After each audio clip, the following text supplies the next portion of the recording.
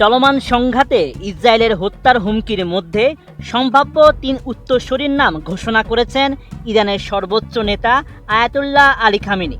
তার জীবন ও ইসলামী প্রজাতন্ত্রের নেতৃত্ব কাঠামো উভয়কেই রক্ষা করার জন্য এমন পদক্ষেপ নিয়েছেন তিনি। ২১ জুন এক প্রতিবেদনে এমন তথ্য জানিয়েছে তুর্কির সংবাদ মাধ্যম আনাদোলু এজেন্সি। এতে বলা হয়েছে, খামেনি সামাজিক যোগাযোগ মাধ্যম স্থগিত করেছেন এবং তিনি নিরাপদ স্থানে আশ্রয় নিয়েছেন। এছাড়া তাকে শনাক্তকরণ এড়াতে একজন বিশ্বস্ত সহকারীর মাধ্যমে কমান্ডারদের সঙ্গে কথা বলছেন।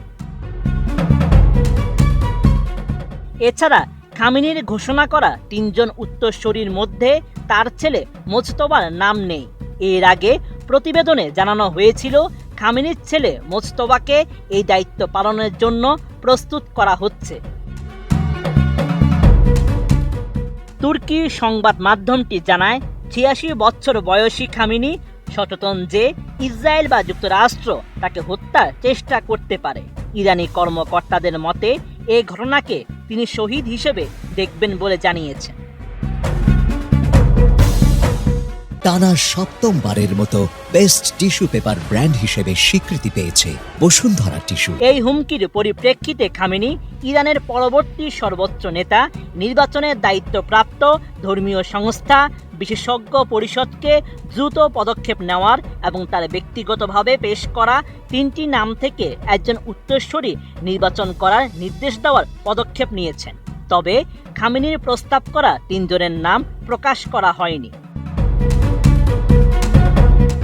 স্বাভাবিক পরিস্থিতিতে ইরানে একজন নতুন সর্বোচ্চ নেতা নিয়োগের প্রক্রিয়াটি কয়েক মাস সময় নিতে পারে, কারণ বিষয়টি নিয়ে আলোচনা করা হয় এবং এতে একাধিক প্রার্থী থাকতে পারে। কিন্তু দেশটি এখন যুদ্ধের মধ্যে থাকায় ইরানি কর্মকর্তারা জানান, খামেনি ইসলামী প্রজাতন্ত্র এবং তার উত্তরাধিকার উভয়কেই সুরক্ষিত করার জন্য দ্রুত এবং নিয়ন্ত্রিত স্থানান্তর নিশ্চিত করতে চান। এদিকে ইরানের জ্যেষ্ঠ কর্মকর্তারা জানিয়েছেন, আয়াতুল্লাহ খামেনি একটি বাংকারে রয়েছেন এবং আরও জ্যেষ্ঠ ব্যক্তিত্ব নিহত হওয়ার ক্ষেত্রে তার সামরিক চেইন অব কমান্ডের মাধ্যমে তার স্থলাভিষিক্তদের বেছে নিয়েছেন। তিনি শত্রুর হাতে নিহত হলে সর্বোচ্চ নেতার পদ গ্রহণের জন্য ৩ জন জ্যেষ্ঠ ধর্মীয় নেতার নামও